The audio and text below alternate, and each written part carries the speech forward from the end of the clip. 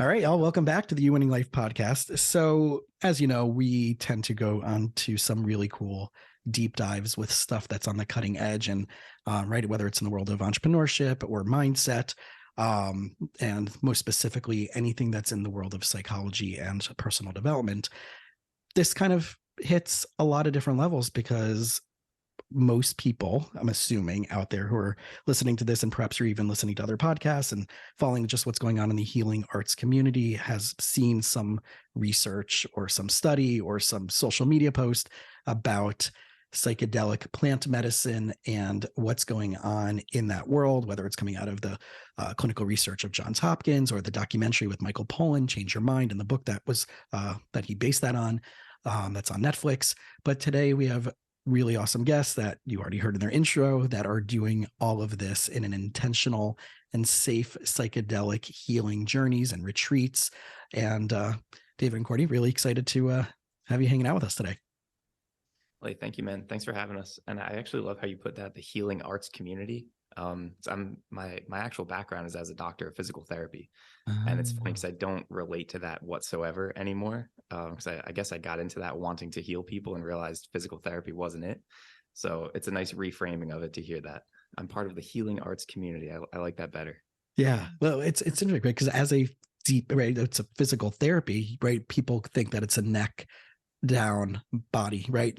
Body down, emotional stuff up, and that world, PTs, acupuncture, chiropractic, anything that would be considered the body docs don't tap into that. And right, you guys know this, and I know this, that that whole Descartes separation of mind body really is where we got stuck now, versus this systemic, whole person, whole system, relational dynamic approach. So it's funny because I would consider PTs as very much, when they get this stuff, that they are looking at emotions and trauma and stress and environmental factors. So, hopefully that reframes for everybody out there too.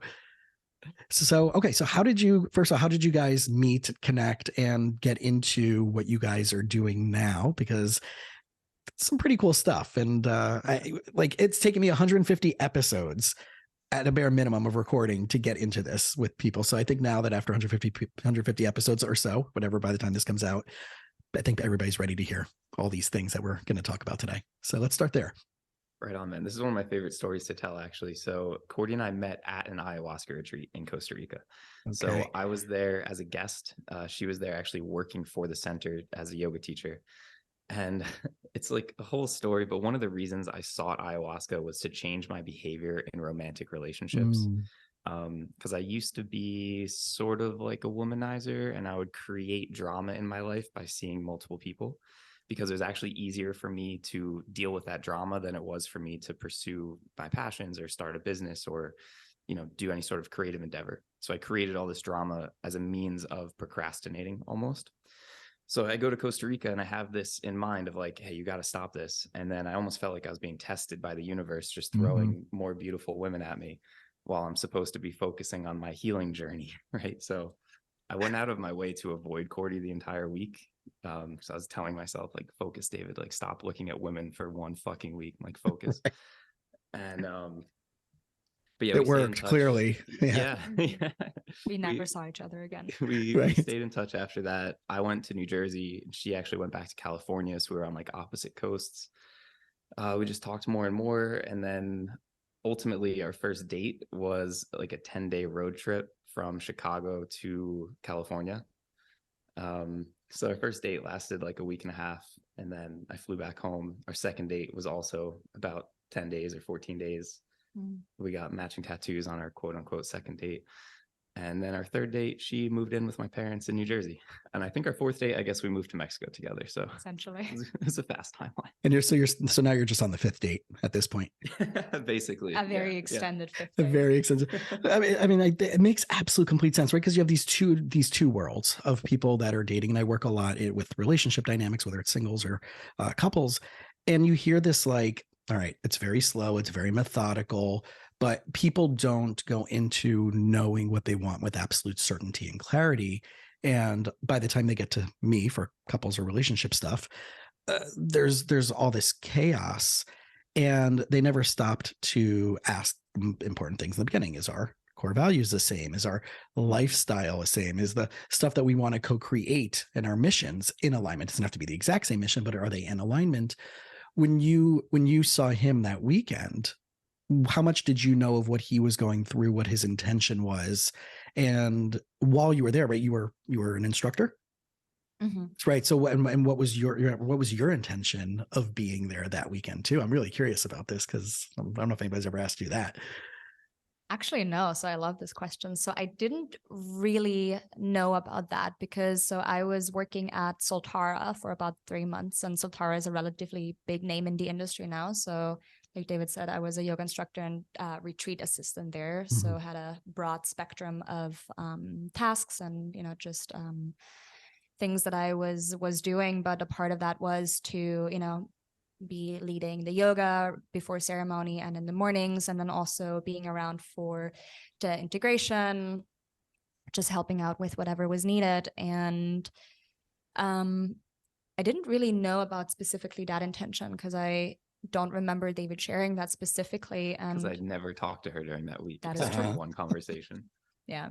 And so it was interesting for me because I actually love what you're saying about people not knowing about themselves before getting into a relationship. So that is something that I was not specifically there to work on, but just something that unfolded around that time for me. So I had just left an abusive marriage, and for the first time in a couple of years was confronted with, why am I, like, what are these patterns that I'm still holding? Where am I enabling or contributing to abusive behavior? Because that is something that I grew up with. So it felt very comfortable.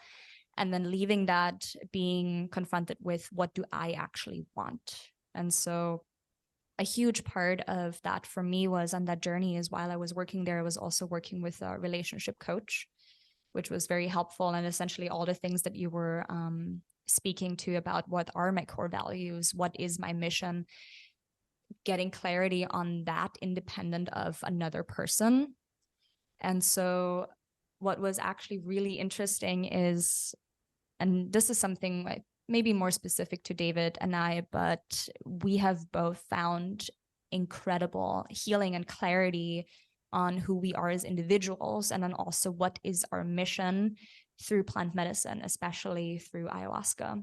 Yeah. And so this is something where I've been on this journey for quite some time, almost 6 years, and ended up going to Peru very specifically to work on these pieces of myself, of the relationship, and how can I love myself more, and how can I be my own whole person, because I can't have anyone try to fix something or fill a void that I have, but I need to do that for myself. And for some people, this might sound very woo, but these indigenous communities and tribes, especially around ayahuasca, there's a whole plethora of other master plants and healing plants that are able to, in a very gentle way, to show you some of these pieces and to start healing some of these pieces. And so that was very specifically the work that I did around that. And lo and behold,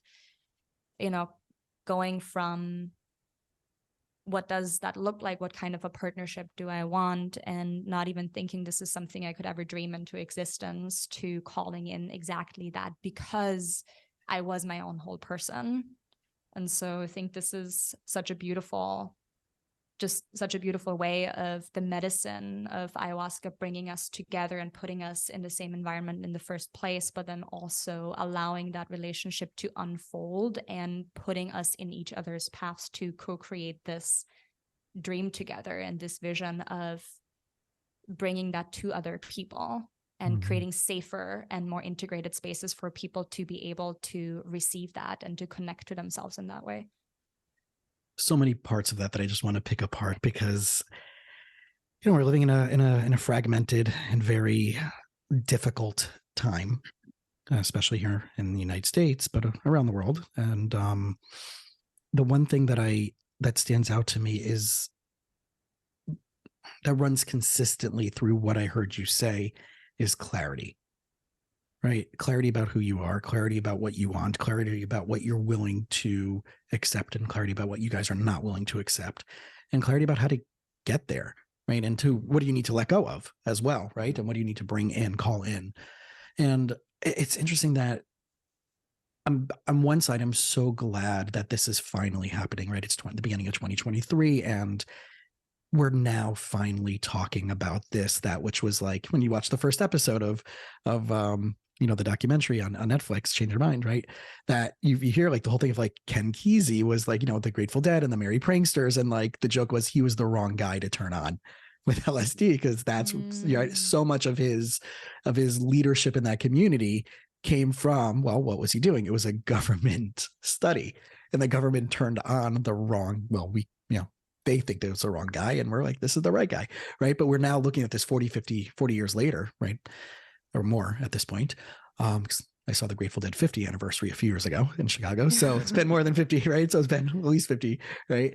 So, this is finally coming to awareness, and we have simpler ways of doing it. And I think what you're talking about is like, this can be used to cut through years of bullshit and trauma and bad relationships and unconscious attraction to stuck situations. So is there, I don't know which way to ask you this next question, so I'll ask both and you guys can take it from there. One, should we break down a little bit about like what actually is plant medicine? What does that mean? Let's go into some of the, let's first maybe talk about some of the titles and some of the herbs and plants that are being used, and then then maybe go from there into, well, who's doing this? Why should we do this? When should you know this is for you? When should you know this is maybe not for you? And then we can get more into the next level of is like, well, what's out there now and how do you tap into that, such as what you guys are doing? Okay. May I offer just one other thing? Please. Related to what you said of, you pulled this thread out of Cordi's answer of like clarity, basically, of who am I? How do I relate to people? What situations do I want for myself? And going back to what you were talking about with coaching people through damaged relationships, the reason I wanted to linger on this point, just at a very high level, I think that when people work with plant medicine, we're seeking healing in some way, right? That term gets thrown around so much. I think to really hone in on like what it actually means or what you actually get from working with plant medicine, at the end of the day, it's a better relationship with yourself. I heard it described as like all that ayahuasca is meant to do is help you fall deeper in love with yourself. And at the time I heard it, I was like, man, this is bullshit. That sounds lame as hell. But it's the complete truth. And I've come to realize that's basically how any healing happens, whether it's through just therapy or plant medicine or whatever. It's learning to love yourself better, and it's fixing that relationship with yourself, because the relationship to yourself is the start of the relationship to everything else. My relationship with Cordi will only ever be as healthy as my relationship with myself. So I don't know. I wanted to throw that in before we get into the weeds of which plant medicine works for what, because at the end of the day, that should be the mission that you're on when you set out to work with plant medicine. It's how can I learn to love myself better? And that's why when we work with someone with microdosing, we throw in so many other variables into the mix, not just the psilocybin, because it should just be a tool to improve that relationship with yourself. So I'm sorry to skirt around your question, but I want I think it's actually, and I'm happy to stay on this because I see that, right? I'm gluten-free. So using this metaphor always sucks for me, but like, it's like your pizza has to be a really good pizza in the first place before you add toppings on it, right? And if your pizza, right? Yeah. So, right, if you have, if Cordi could have been your really great toppings to your life if you didn't do the work, right? But if your pizza sucked, it's still going to be a crappy pizza. And you're like, oh, these toppings are great, but what a waste, right? So, but if your pizza's good, then your pizza should be good even without the toppings, right? It should be like, I don't really need it. I should just be a really good pizza, right? Toppings are just like the benefit and the bonus of like, oh, how much even better can this get, right? As someone who cooks a lot of pizza, I love this analogy. Yeah. So you should be a great flatbread by yourself. And then you just add all of the toppings. Exactly. So, right, you should have learned how to rise in your own yeast. Oh my gosh, yes. So I love them so you got to much. get those probiotics somehow, right? Oh my gosh. So you should be your own best kombucha. Dude, I literally traveled from the States with my own sourdough starter. He's been alive for over a year now. So nice. Does it have a name? All right. Siggy the sourdough starter. While we're in Mexico, his name is Siggycito. So that's amazing. Yeah. So people who don't know about the people who are obsessed with their sourdough, they have names. It's literally, it's a member of the family. Dude. Yeah.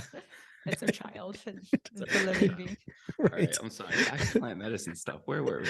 No, listen, this is the beauty of like, this is the platform. Like, I want people who are listening to this to be like, all right, this is not just, right. It's not just like hardcore intense, like whatever. Like you get to see like the reality of what people are going through, and it's normal and healthy. And we're all trying to figure it out and have fun along the way. So, all right, let's start with you, right? Just starting off with like, how did you guys get, turned on to this, and how did you know what to do, and where, what guidance did you get? And then walk us through like, okay, so this is what plant medicine is, and this is, what people are typically doing, and we'll go from there. Mm-hmm. Yeah. So for me, it's actually really interesting. It's been a very interesting journey. I'm originally from Austria. I've been nomadic for about 6 years, and now being in Mexico is the first time that I'm a little bit more stationary. And so I've always traveled a lot. And being in Europe, when I was in college, we would take the occasional trip to Amsterdam and just, like buy some mushrooms, do them recreationally, have a really good time. And so it was always in a safe setting. I had fun, but there weren't any, profound insights or anything. And I thought, oh, this is all that it is. And came with the occasional anxiety and like spiraling into some darker thoughts, because like David was saying earlier, plant medicine at the very core, it can help you build a deeper relationship to yourself. And I was really afraid to look at that, because turns out that I really did not love myself.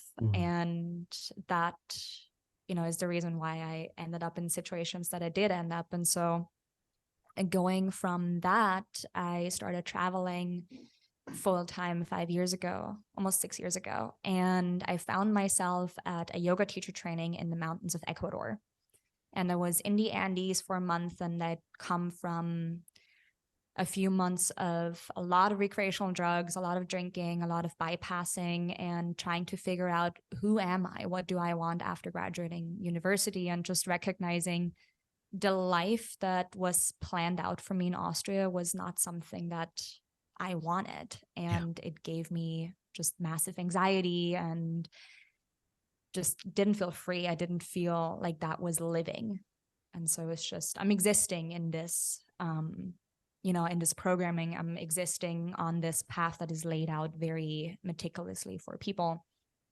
And something that was really life-changing at that yoga teacher training, first of all, is the practice of yoga, which in many ways allowed me to start looking at these pieces and gave me a lot of the tools to then really work with plant medicine. And that is something that I always come back to, is the tools from yoga, not the physical practice specifically, but much more the breath and the meditation, the mindfulness part, because those tools in combination with plant medicine make a world of a difference. Yeah. And so what was really wonderful is that throughout that month that I was there, every weekend we had a shaman family, an Ecuadorian indigenous family, come and work with us for plant medicine. So I got introduced to Hape, I got introduced to Temazcal, which is those typical South Central American sweat lodges. And I got introduced to San Pedro. And I got introduced to it in a way that was ceremonial. There was ritual, there was reverence, and there was a deep respect for these medicines and a relationship with them. Not something that I'm taking this to get something for myself, but I am building an intentional relationship with not necessarily just plant medicine, but also in the Temazcal with the hot stones that you bring in, and, through the chanting and through invoking these qualities of these spirits. And I was like, oh, this is really interesting. And I'm very grateful for that, because I think it's set in an expectation for me of, I will not settle for less. And that is something that I think is really important, because there's a lot of recreational use and there's a lot of abuse of sacred medicines in a recreational way that completely bypasses any sort of relationship with the plant, let alone with yourself. Yeah. And so I went from that to sitting with ayahuasca my first time at Soltara 4 years ago, and being immersed into this deeper layer of looking at myself from all of these different angles, from all of these different perspectives, and starting to, like pull on a thread that, looking at that, allowed me to unravel most of my life at this point, where I can see, why am I reacting in the ways that I do? Where is this coming from? And just recognizing how subconscious our behavior is, and how little how I was growing up and acting had to do with, at the core, who I was. Mm-hmm. And so starting to take off these masks and starting to take off some of this armor, and just getting a little bit closer to meeting yourself. Because I would argue that most people don't actually know who they are. It is a version of, this is what your parents tell you that you are, this is what society tells you that you are. And most people don't know who they are. And a lot of people are afraid to meet that person because you just don't know. Yeah. And I see it as that script, right? You have the script, or this data set that you're handed, and you can stray so far away from it before you get feedback on that, and that resistance, right, as they would say, to that. And that's where the anxiety, the fear, the depression, all that stuff starts triggering in, because you're no longer playing within the boundaries of the original programming, or you're pushing up against the boundaries of the original programming. And then if it gets so overwhelming, you just move back in that lane that might not serve you in the first place. Mm-hmm. There's this story that Graham Hancock often tells, where he goes to an indigenous healer and asks what is wrong with the world. And the healer tells him, you have severed your connection with spirit.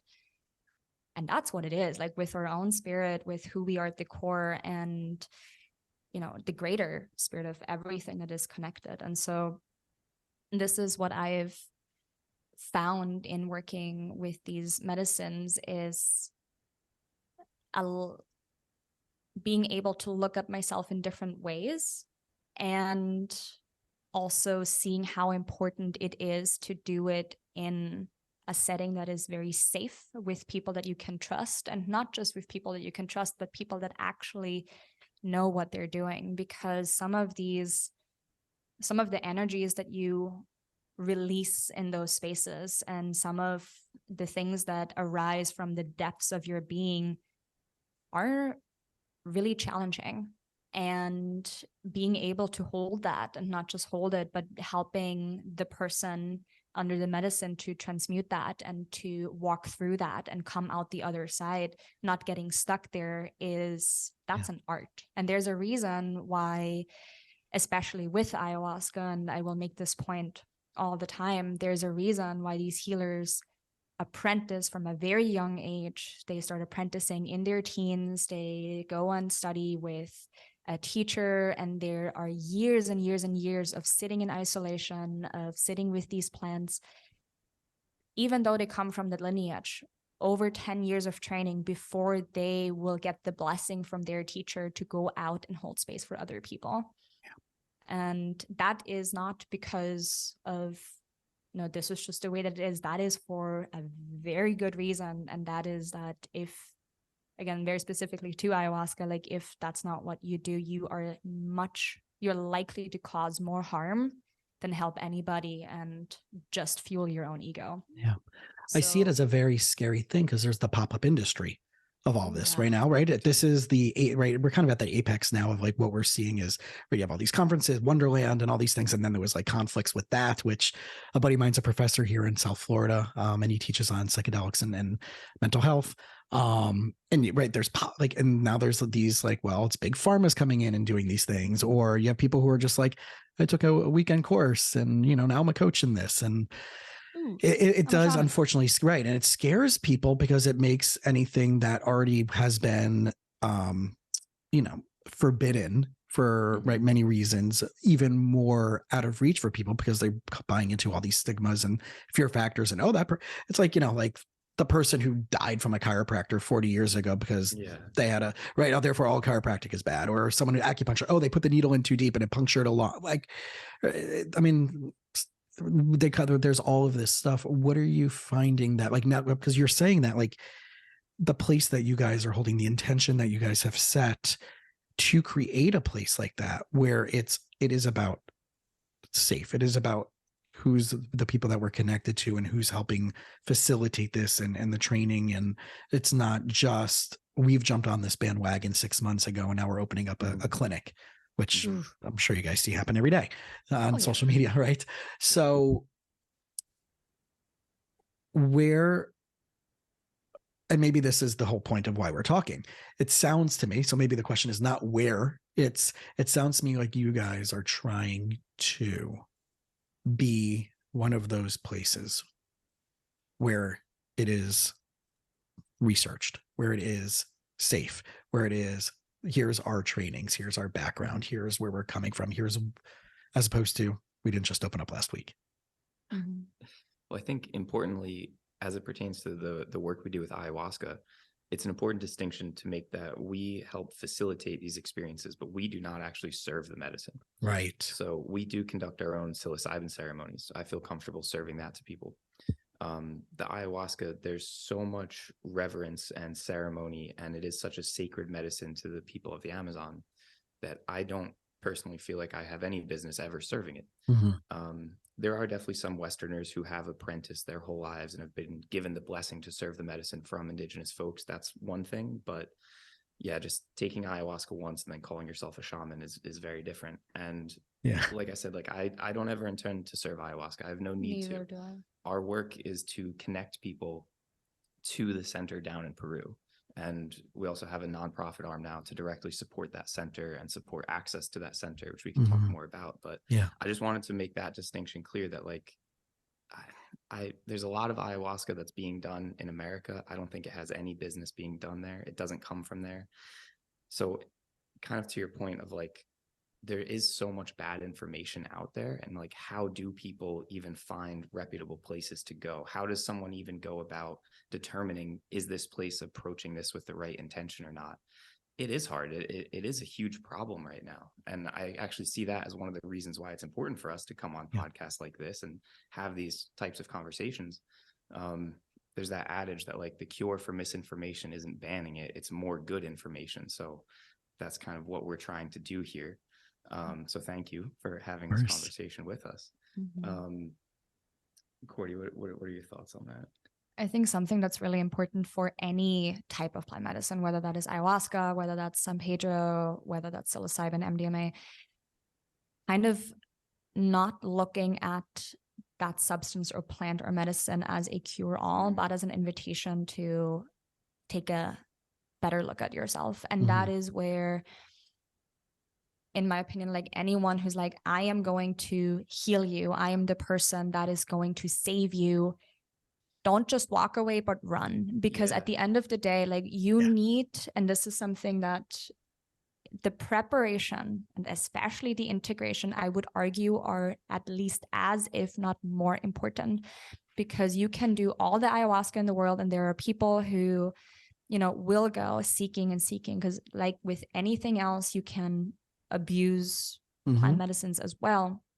They're not addictive, but you can get addicted to that feeling and to that you know, like being in that space and not coming or to back be to with that type of group of people, and or what, right? There's so many different, right? Very fast, right? It's like, we're going to Tulum and we're going to do this, right? So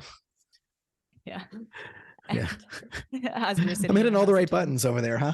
So. Well, we literally live in Tulum, so yeah, it drives me crazy on a daily basis. Right. It's you know, it's that's what all the document. I mean, and it's funny because I love talking about this with my clients. Like, well, I didn't know you know this. Or one of my, I can't remember, even one of my, at an old therapist that when I first got licensed, I was using their office, and I'm now seeing presently, it was a shared client. I was doing the neuroemotional technique with them, and they were still doing the therapy, and they're no longer going to that therapist at this point. But the therapist had this like, oh, he knows about this stuff. He knows about plant medicine. There's these like stigmas and assumptions within the clinical therapy world that have to be broken. Cause I'm like, all right, I'm not that, I mean, I guess I am with the NET, even though it's journal published and clinically researched, and we're doing major studies. And there's, the Journal of Cancer Survivorship has published stuff on it, and, or from our research. And so even me as a licensed mental health professional in multiple states, we still have to talk, like, even when I'm talking to my clients, like, oh, like, some are like, yes, I'm already doing it because maybe they've done a Burning Man or they've done some other type of conscious community that's hanging out in that space. And some are like, oh, I would never do that. I'm like, but you take all this medication that we're hopefully going to try to move you away from, or you do Botox every month. Or you right, right. So like, let's navigate. Like, I'm not trying to tell you that you're wrong. I'm not trying to tell you, but like, how did that become okay? What is the general rules and assumptions that you carry about that being okay for you versus something like this that you've automatically decided that isn't? And then you have obviously, like, he's like the people that are bastardizing it and, making it really difficult. I'm wondering, like, I guess I would be a good example, right? I've been practicing. I graduated 2005 as a therapist. I've done hypnosis training. I've done sports psychology. I've gone through my own anxiety and trauma and panic attacks. That's how I stumbled into neuroemotional technique, because nothing else worked. And then I became a practitioner in it. Now next week, I'm actually traveling to California to coach their certification classes. Nice. 10 or 12 of us have been invited to help facilitate the coaching program that they do every year for licensed medical practitioners. So I would say I'm pretty far down the rabbit hole of clinically researched journal published stuff. And even though I love all of this stuff that you guys are talking about, and even though I'm an advocate and will stand up, and write letters or whatever that would be, there's still a hesitancy for people like me, because maybe some of that stuff is still tricking us into staying away from it. So let's say someone's not even doing what I'm doing, but they're like, I've been hearing about this. And right there, you're listening to this podcast right now, and you're one of those people, and you're like, this sounds really cool, but I have this family stuff that, like, oh no, like everybody in my family thinks I'm going to be doing drugs, or this person's going to think like, oh, now you're going to like down to, the Amazon and you're going to be with this cult leader, or, they're going to take it, you have to do it once and then you got to come back and do it again. And then it becomes this repeated thing, or whatever. Like, where do we start? What's like, obviously documentaries and YouTube videos and MAPS, the multiple disciplinary association of psychedelic studies, maps.org, your website, Becoming Om, right? Where would you start? Like, just with that, if someone's coming into you with just all of those hesitations. I have kind of two thoughts, one of like a practical approach and one of like a kind of higher level way of looking at this. I'm going to start with that one. So what you're describing is someone who's starting to get curious about all of this stuff. There's something within them that they're feeling called towards this. And yet they're listening to basically all of those negative voices from society, from people that they know, from the established medical industry that are telling them not to do this. The way that I see it is they've lived their entire life according to that system. They've lived their entire life within the box of the medical field. They've done all of the normal medical treatments. They've followed all of the normal rules of society. And that's gotten them to this place where they're at now, where they're still broken or there's still something wrong and they're still seeking something different. So I think at a fundamental level, there has to be some sort of leap of faith that takes place where you recognize that my current operating system is clearly insufficient to solve this problem that I have. Otherwise, I wouldn't have this problem. So at a deep level, you need to just step outside of all of that quote unquote normal shit, because that normal shit is what has led you to have the problem that you have now. It's like you were listening into my last couple session yesterday. Oh, really? verbatim, right. It was very transcendental. Verbatim, right? Yeah, that's what it is, right? It's what got you here is not going to get you there. And if you're stuck, if you're coming to see one of us, because what you've been using to get you here is causing you to need help at some level with someone else outside of you that you're hopefully willing to get and seek help for. Holding on to that stuff is not going to get you there. Yeah, more of the same is never going to solve it. I think it was Einstein. I hope it was, because I've said this quote many times. Yeah. Okay. It's like said, no problem can be solved on the same level from which it originated. Correct. So we have to take a step back here and try something deeper. You have something to add, Cordi, or should I go into my actual practical recommendation? I would just love to offer a little bit of a reframe of this, is where when we think about the current medical system, that is a very current system that has been implemented in the last couple 100 years. It is very new. And when we think of most of human history, how have we been living? In what settings have we been living? What have been what has our value system been, which traditionally has been love and community and relationships. And now we're incredibly connection to nature, and we're incredibly isolated. We're dependent on all of these pharmaceuticals. We're eating absolute garbage because that is what is cheap. And we are completely disconnected. And so, when we look at literally most of actually recorded human history too, every single culture has used plant medicines in some way, shape, or form. Every single culture has rituals and ceremonies around transcendental states, whether that is through chanting, whether that is through deep meditation, whether that is through plant medicine. And completely ignoring that is crazy. And that is something where, especially from the US, but that has trickled over into Europe, the Just Say No movement and, the war against drugs. That is something that didn't arise. It didn't arise out of this is not serving us. It arose out of a need for control and for power. And, sorry to cut you off, but I feel like it also intersects with like another hot topic today, which is like personal sovereignty, which we saw really emerge to the forefront of like our societal consciousness with COVID. Because if you're told the lie that you're sick and that you're broken, then you can be sold cures for it. But if you are not actually sick and broken on a deep internal level, then you have no need for that, right? Which I'm a huge conspiracy theorist just for fun, so I don't mean to go down this whole rabbit hole, but I do think there's a lot of powers that currently exist where it's in their interest to withhold anything that would give you a radical new level of personal sovereignty over your health, over your wellness, like over your decision making. Well, it's funny because like I have my feet in both worlds, right? I'm a licensed, right? I'm not. I joked with my friends because I got 3 doses, and I joke with my friends that I'm definitely not an anti-vax, but I've never been a pro-vax, right? So it's not like I don't get flu shots every year. When I traveled to Israel when I was like 18, I got whatever I needed to get the first time I went for like, being there for school for the year. But right, I do study, and I have friends in that medical integrative clinical research and data science and all that stuff, which I highly trust. And then I have friends in my integrative and alternative, and although I don't want to call it alternative because like you said, Cordi, right, this has been around for 150 years, this system. So which one's really the alternative, right? Medicine is when you put it into that context, and all the folk medicine and the plant medicine, all the stuff that we've all been, chicken soup and ginger and right, all that stuff that we've been using for thousands of years. It's the chicken soup without the matzo balls for me. So, and just to add on to that, when we think of our pharmaceuticals now, most of them are, have compounds derived from the Amazon. And so what's the difference? It is something that you can then trademark, that you can, basically sell under this. And so what a lot of these cultures do is they completely bypass the middleman and they just work with the plants. Right. And that's in the documentary. I can't remember which episode it was either, because I think there's 5 episodes, right, of the Michael Pollan.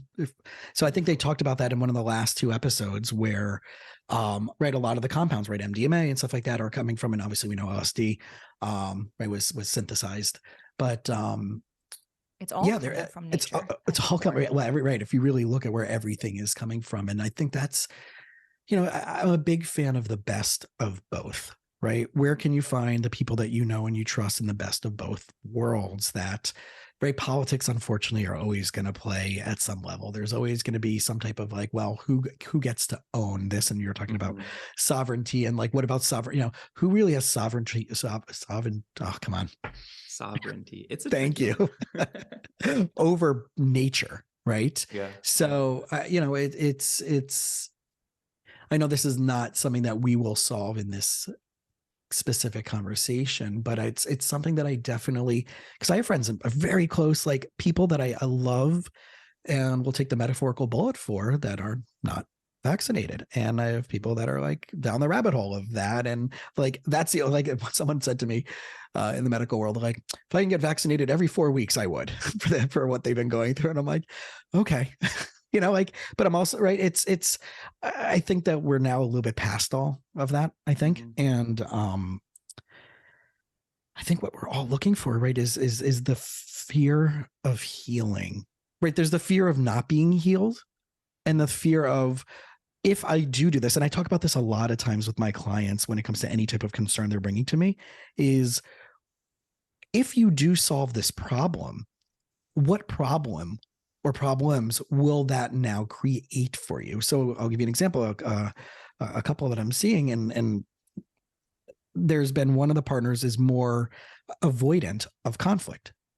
And they're a wonderful human being. They're both wonderful human beings. And it's frustrating partner A that partner B is just avoidant of conflict. And now we went into more systemic relational family dynamics. And without even seeing partner B in that session, I'm like, oh, well, this now all makes sense. Partner B grew up with a family member that is very conflict and very pushy and very this. So to diffuse the proverbial bomb, they just don't engage. And now that's trickled into every other type of, and they love that parent, and that parent is still a good person, but now they're doing this with partner B is now doing this with their, person B is now doing this with their partner. Right. Yeah. So I think that, and what would happen if they stopped doing that? Right. Well, then there'd be more conflict. So I think a lot of fear, right? We've been in the last couple of years, there's been a lot of fear on all sides, but this has been going on. But even think about the beginning of, like we were talking about with Ken Kesey and that, the first episode of Change Your Mind, they talk about that with the Kool-Aid acid tests and all the stuff that came out of, like, there was fear. The government was afraid we can't be able to keep our citizens safe and all these different things. But let's put all that aside. Let's put all the politics and all the government stuff aside. Personal fear, because I think people don't know what's out there for them if they let go of the beliefs that have kept them there in the first place. Yeah. And that's scary. Well, that is scary. And I understand that, because the thing is, and this is what it kind of comes back to, is we are growing up outsourcing a lot of, or like most of our lives, like we blame the government and we blame this and we blame that, or I am the way because my mother treated me like this, or I am this way because my ex-husband was like that. Mm-hmm. And something that happens when you go down this path is that you start and have to take radical responsibility for your life. You cannot change the thing that happened to you, but you have to take radical responsibility for everything else. Like however you are going to go forward, how you are going to act, how you're going to interact with other people. And so when we have this story about who we are, and we have this story of trauma or pain, or essentially not an excuse, but this is our reason why I can't do the things that I tell others or tell myself that I want, because of this pain or because of this story. And so we continue to tell this story to ourselves and believe that so deeply. And stepping out of that and taking responsibility for all of that would mean that the only person that is left to blame if I am not living the life that I want to live and that I deep down know that I deserve and I am worthy of is me. Yeah. And that is really hard. If you can't point the finger at anybody else, you have to, at the very core, you have to look at all of these parts of yourself where you're out of alignment, where you're not acting in your highest integrity, where you are lying to yourself and other people. And that is uncomfortable as fuck.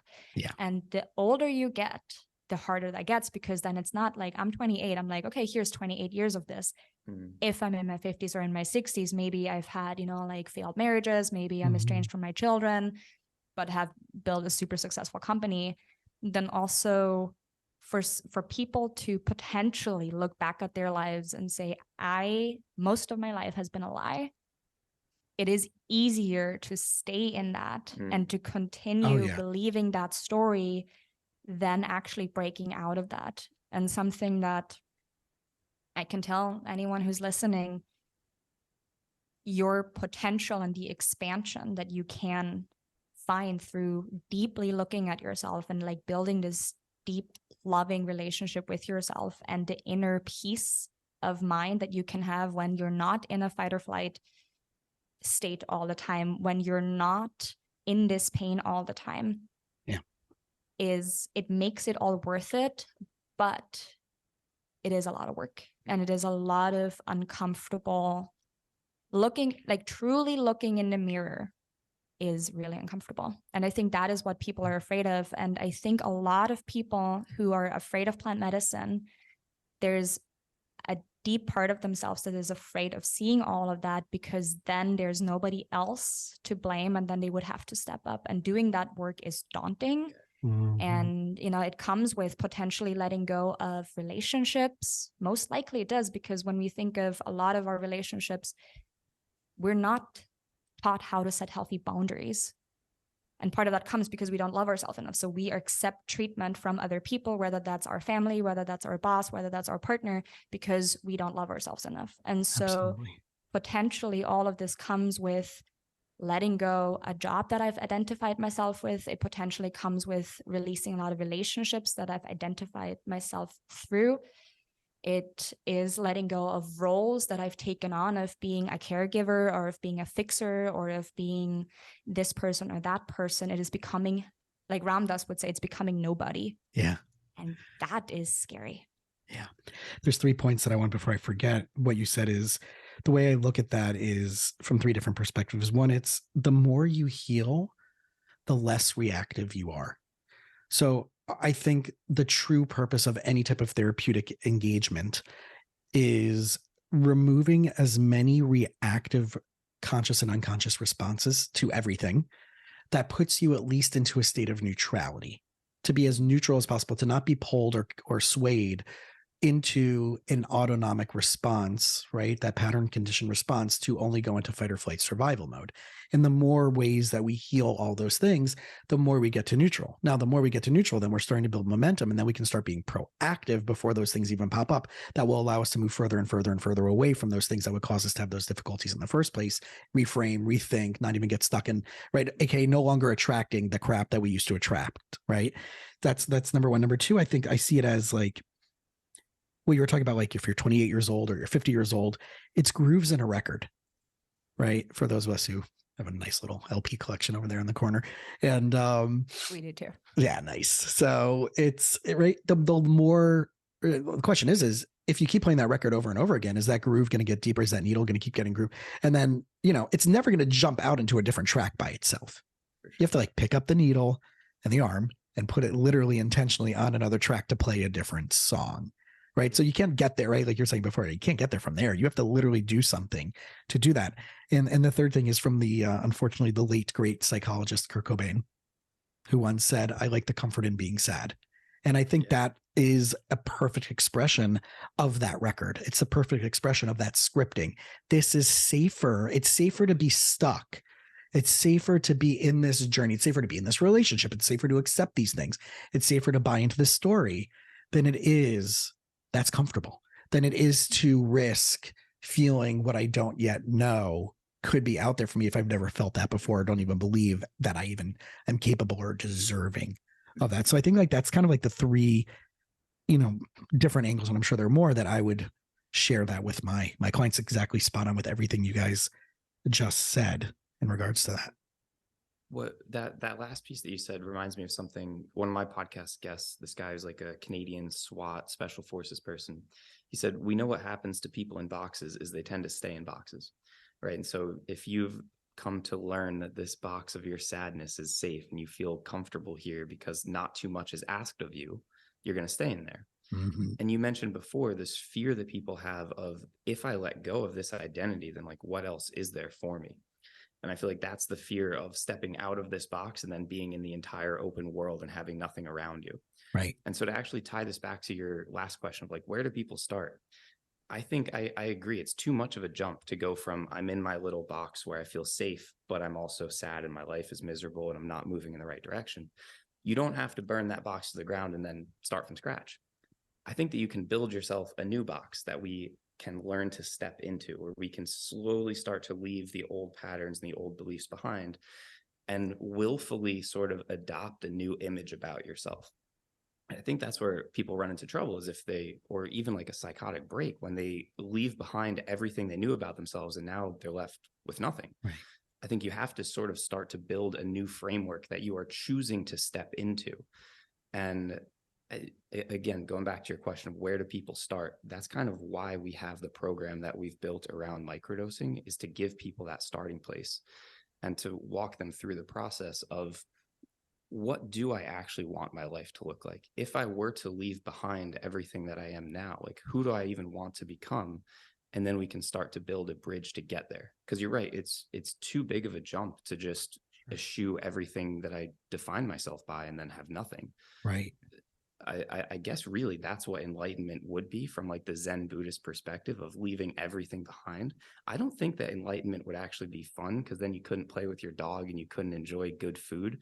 I don't think that's the aim. I think just building a better box for yourself to step into, I think at least as a starting point, that's where most modern Americans should come to this from, is if I have to live inside some box that I create for myself, how can I start choosing to create that for myself instead of having it handed to me by society or by my trauma?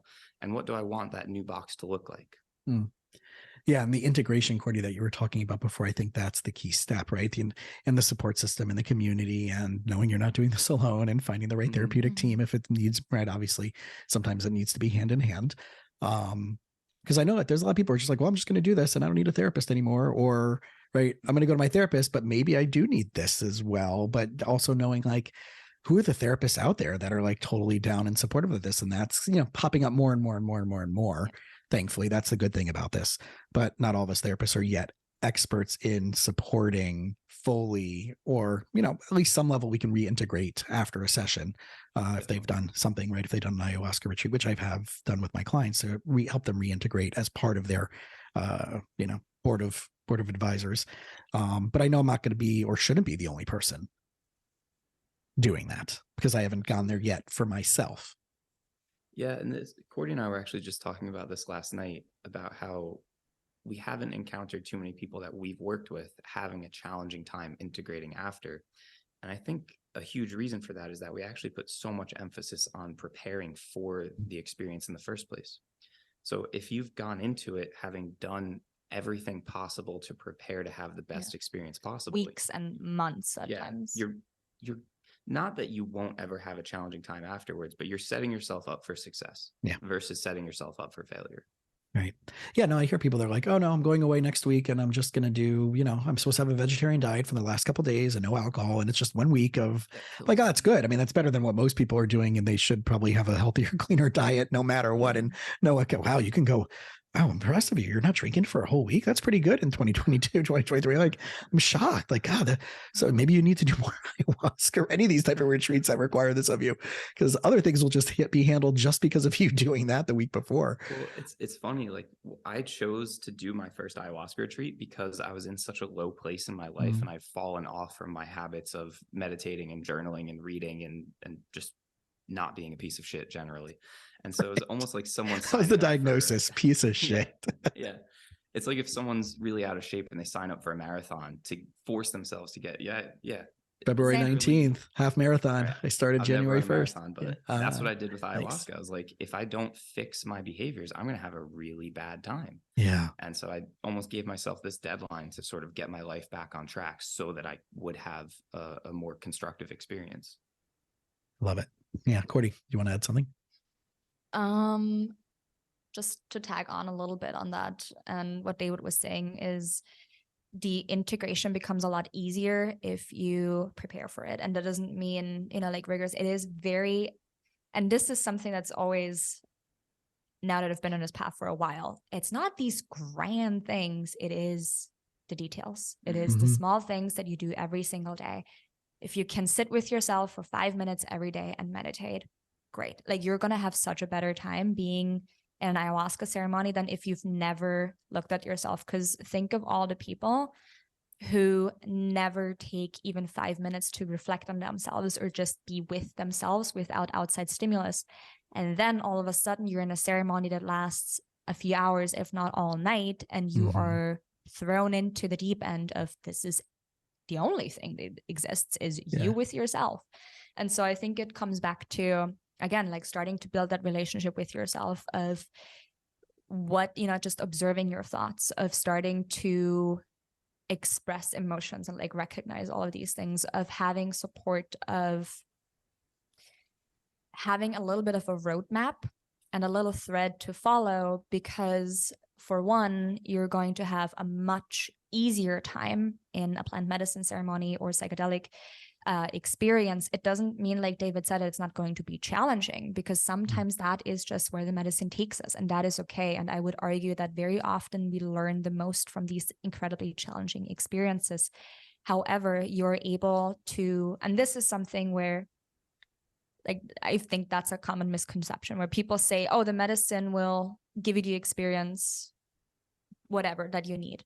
Right. And to an extent, yes, but that does not mean that you're a passive passenger. You are an active agent in your journey. That doesn't mean that you can control where it's going to go, but that means that you can have interaction and a relationship with the plant. You can ask things. You can ask for things to be shown to you. You can almost like, and this is how I have it in my mind, because that is what has been the visual for me in a few of these experiences, where my mind is like a house with 1,000 rooms, and I'm so afraid of like looking at this broom closet, because like I've not looked in there for like ages. I'm afraid of like what's going on behind that door.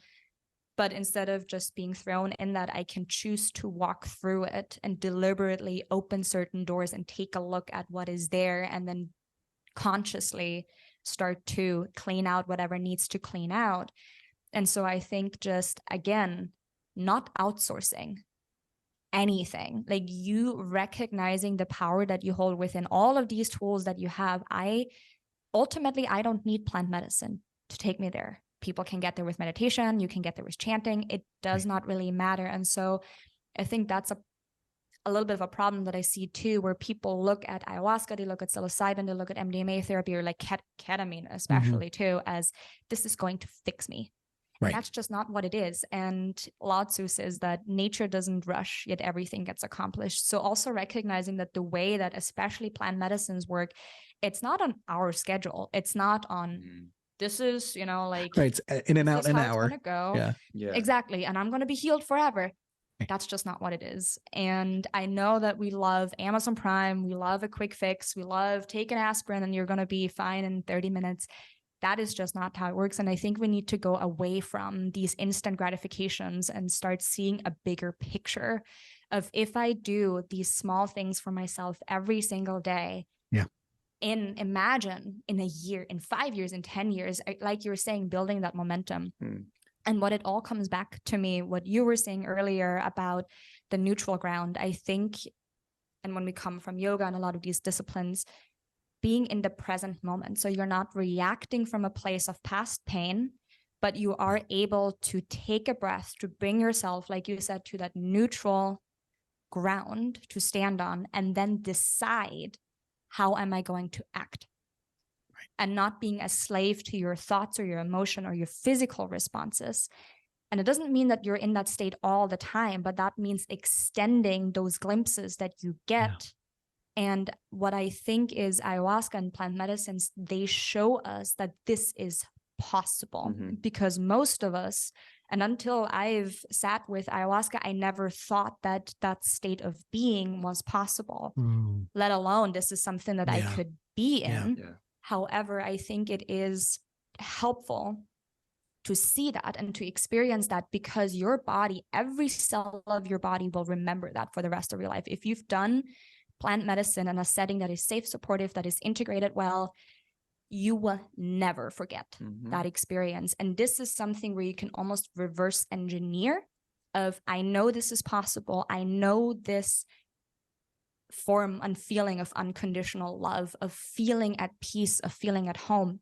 That is something that is out there. And then you have all of these tools and practices of, whether that is yoga, whether that is meditation, whether that is a movement practice, whether that is journaling, just being with yourself, you can get there. And I think that plant medicines too just get very easily overused and not as integrated. And I think we have to remember that as much as these ethereal realms can be incredible, we're here to have a human experience. And what does that look like? How can I have a human experience that is more integrated, where I actually live life and experience life in the depth of everything and all the nuances, where I'm able to have childlike wonder and curiosity, where I'm able to meet people where they're at without the walls and barriers of how old are you? What's your status? What car are you driving? Where are you from? But where we can actually, again, like be present, not just with ourselves, but with the other person. And I would argue that is the gift of plant medicine, to show us that that is possible.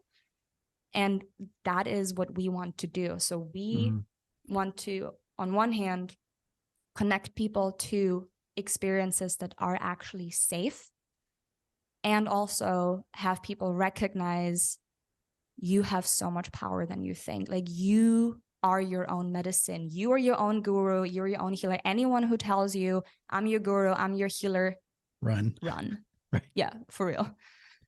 And it's reminding me of, I years ago, I was considering moving out to Boulder, Colorado, and I connected with a little community there. And subsequently, someone I was supposed to meet there through my friends in the Jewish community there happened to be, when he was a kid, my dad taught him how to swim at the Scranton Jewish Community Center, Scranton, Pennsylvania, right? The home of the Made Up American Office, and which is where I was born. And so he's older than me. He's a few years older than me, but we met through, because, you know, he was a realtor in that place, and his wife at the time was a therapist. So it was like, oh, I'm going to hear about like what's it like to live there, plus what's it like to work there, and right, so whatever. Anyway, so he subsequently become one of my best friends.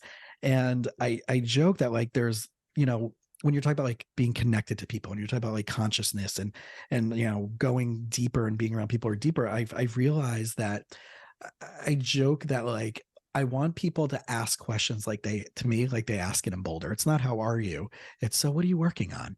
What are you going through these days? What are you wanting to, what are you hoping to, and I saw that consistently in certain places. Boulder was my first consistent place of going to over and over again, where I would see that happen often in a very specific community there. But I know that's kind of like, well, no one's like asking, well, what do you do for work? And do you have cryptocurrency? And have you checked the news today and heard about what's going on with X, Y, and Z? I mean, there are people who are doing that, but like, who are you? What's your mission? What are you working on? Is there anything I can do to help you with that? Is there anybody I can do to connect you? Who can I connect you with that I might know, right? Much deeper than the surface. And I think that if that's what we can hope to have happen with other people, I think those are the hope that I hope my clients and who the people your community is working with can ask themselves. Who are you? What's your mission? What are you working on right now? What do you need help with? How can you be more gentle to yourself? How can you be more strategic with this? Who else can you invite in to help you get there? Oh, you think you have to do it alone? No, we're going to let go of that. Right. All those things that I think that's that what we have around us is just basically, right, that manifestation of our beliefs internally. Yeah. So I think that's the beauty of what you're saying. And I think there is an efficiency to a lot of these tools. There's an efficiency to neuroemotional technique. There's an efficiency to plant medicine, and the resistance that our body or our mind body gives off is because that's a place that we've built a lot of stuckness around. Mm-hmm. And something that boggles my mind a little bit, just when we think about these things for honestly, literally longer than 5 minutes. If I am, say I have cancer, and I will not just do 2 minutes of research and just go to the next best doctor that's convenient, that's right there, that has an opening the next day, and don't check where did he go to school, or like maybe what's their credentials, but I will do my research. I will ask for recommendations. I will spend literally longer than 5 minutes to put my physical health into the hands of someone who is actually able to help me. Right. And so what I see, because this is all a very new field, so we don't know what that is. We don't know the longitudinal potential for healing that it can bring. And we also underestimate vastly the potential for deep trauma that can happen. There's a lot of sexual abuse. There's a lot of misconduct. There's a lot of misalignment on integrity and ethics. As there is in every field.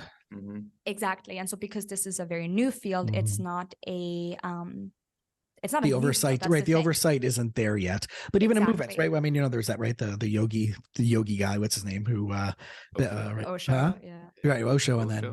then the Bikram, right? That the documentary on Bikram, and right. I mean, that was so it happens, right? And then you have all those right. So right, anything, right? So we do need some oversight. We do need some connectivity. We need some people to keep an eye on stuff at some level, right? So, and I think it comes back to just discernment and like asking the right questions for everybody. Where, like, first of all, trust your intuition. Like, if someone feels a little off, maybe listen to that, and maybe don't just buy into the, like the glitz and glory, but you're actually discerning. And then recognizing that plant medicine shouldn't necessarily be convenient. There are a lot of people, and I've worked with a lot of people where they have one experience and they're good for the rest of their lives. And so why wouldn't you value yourself enough to literally put in more than 10 minutes of research, if at all, to have this potentially life-changing experience, just as you would if you were to work with a therapist, if you were to,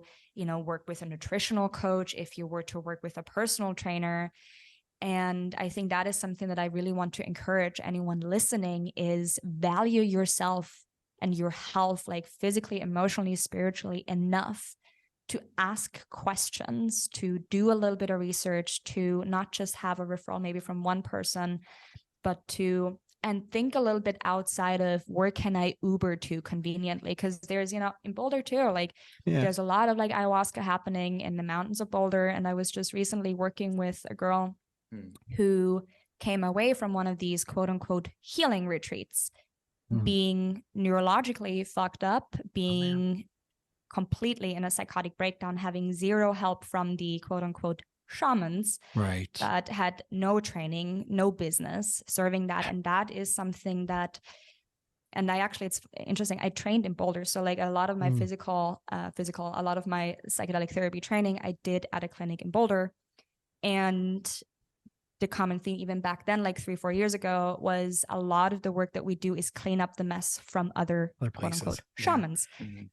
And I think just inviting people to think about this for a little bit longer, and not just do that because it's trendy, but to do a little bit of research, to, like you said, like watch the documentaries. Michael Pollan, I've only read the book, I've not watched the series, but Michael Pollan is great. Like Graham Hancock is fantastic. There's Tim Ferriss now, Joe Rogan. There's Arby Marcus. Paul Stamets. They have the whole on the mushrooms. Paul Stamets. Oh my gosh. Paul, I heard him. He's the OG. Speak a few times. Yeah, he's the OG of all this. He's fantastic. Right? So, yeah.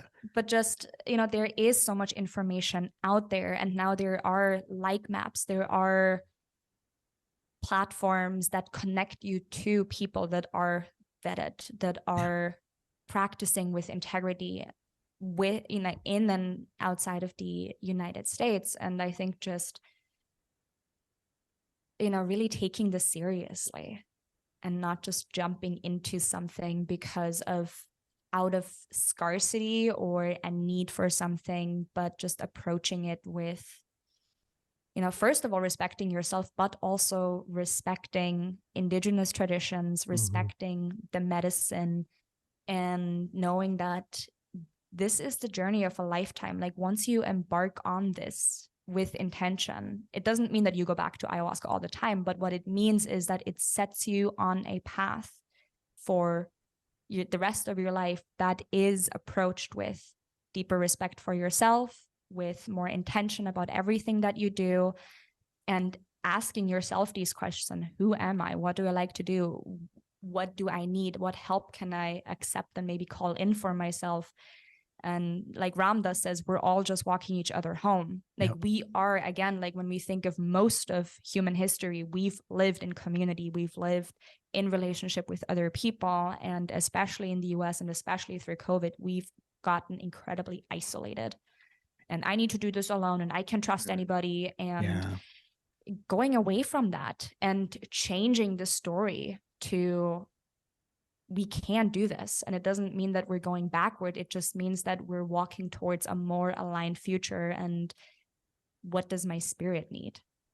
What does my heart need? How do I, in what situations do I feel happy, or, at least content or at peace? And You know, there's these connected. Exactly. And there's these beautiful, you know, like studies from, not even just studies, but just, you know, people are asked at the end of their life of what their regrets are and what do they wish that they had done more of. No one says, oh my God, I wish I had worked more. I wish I had built this company better. Wish I had argued on Twitter more. I know. Yeah, It always comes back to love and community and connection. And that is the simple messages of plant medicine. It is love yourself, love others, be at peace, like simplicity. We overcomplicate so many things. And I think it's not doing more, it's doing less, and just being much more discerning in how do I want to spend my time? Who do I want to spend my time with? Like, what do I enjoy doing? Maybe doing more of that. So it's all very simple everything at the core. Yeah. So as we get to our close, because I know our time's my side's up. One, I want to thank you because again, like there's not enough good, consistent quality resources. And I really just, the simplest way, if anybody has really connected to this, or they're interested and they just want a one concise place to go that has really good resources and shows some of the research and points in the right direction of where else to go. And please visit their website. It's becomingom.com, and you can follow them there on social media and the like. And there's the retreats and data and some research and all that other cool stuff. I know I wish I had more time today to go even deeper than we already go. So maybe we'll have a round 2 in the near future. But I'm thank you, right, for being brave enough to go through your own experiences for your own self, because that's kind of why I exist, is to help them realize that they can do that, and to now for you to be doing that to guiding other people and doing what we've needed to do for ourselves. So, and thanks for hanging out with us. Well, thank you, man. Thanks for giving us the chance to talk. And thank you for the work that you do as a licensed therapist who's one of the good ones in this upcoming wave of, psychedelics hitting the mainstream. I think that we need people like you. We need more people like you, and people who are willing to talk to people like us who aren't the clinical side, but are kind of doing this in the real world. And I really appreciate you very much, man. Thank you. Yeah, well, it's hopefully going to happen more and more and more. And let's do I think that's where the partnerships are, right? That's where partnerships come from. And right, things do get solved when you look more outside the box, like we were talking about before. But again, like anybody guys, please, like if you're listening to this and you really got any benefit, there was a new insight, 1, leave a review, 2, go to their social media. I read it's becoming.om, if I'm not mistaken, on Instagram. Yep. Right. Becoming.om on Instagram. Again, becomingom.com on the website, but you can check out all from their link tree, or you can check out from the website all the different courses and trainings and research and all that stuff like that. Or if you want to go down and do a retreat and hang out in all these cool places, then definitely please reach out to David and Cordi, and we'll talk to you guys soon. Sounds good. Thank you. Thanks.